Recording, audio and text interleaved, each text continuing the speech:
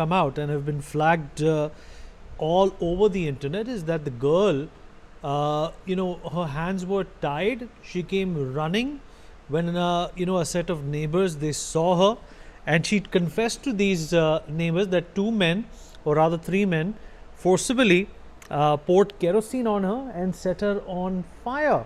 How can something like this be completely ignored by the police when they say that no other person was involved? It's completely contradictory to the preliminary findings, and it's obviously very, very clear that there are some powers that be that do not want these three gentlemen or these three people, caught up in this crime. Good evening to everyone. See, forensic science is about figuring out what happened. Now, the forensic science here can help. Now, if she was put on fire and the hands were tied, there will not be burns. There will be marks of the tie. One.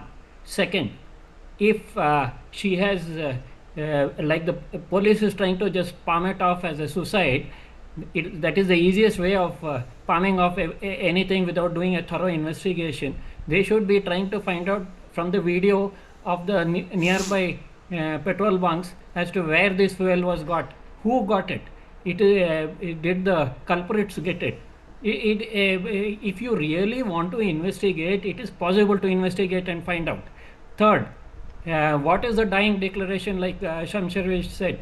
This dying declaration is far more important than what the father said or someone else said.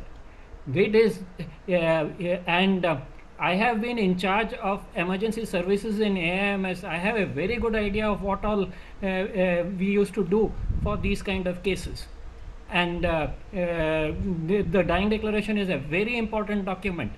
And if the doctors have also been part of the fudge, then the doctors also need to be pulled up, because you never know who all have been pressurized, who all have been involved in trying to do all,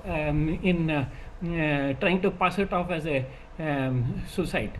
So I would, if I was the investigating officer, I would go and try to find out where the fuel was got, whichever it was, petrol, diesel, whatever it was, and use the video camera there to find out who bought it.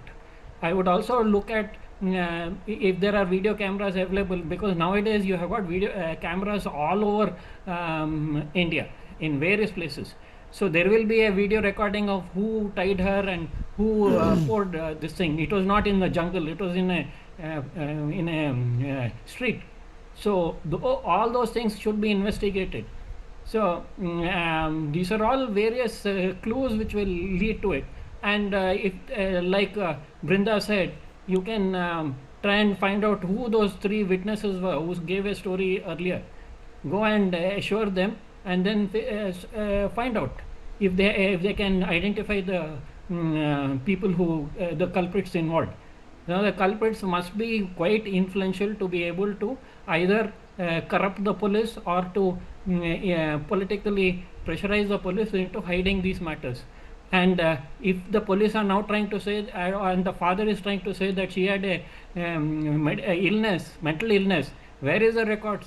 You think the school won't have health records? You think the hospital won't have health records? And it is very easy to pass off someone as depressed and suicidal. It is not as simple as that. This needs proper investigation. This is a botch up.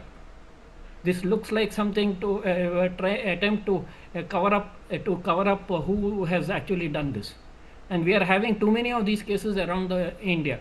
Someone being burned, someone being raped, someone being killed. This RG thing, we have still not heard the last of that RG medical affair. Yes.